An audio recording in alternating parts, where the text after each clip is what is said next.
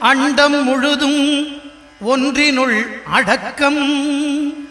அதுவே ஆனை முகமெனும் ஓங்கார விளக்கம். சுழலும் கோள்கள் அவன் சொல் கேட்கும். அவனை தொழுதால் போதும் நல்லதே நடக்கும். ஆனை முகனை தொழுதால் நவக்கிரகங்களும் மகிழும். நல்லதே நடக்கும், நல்லதே நடக்கும்.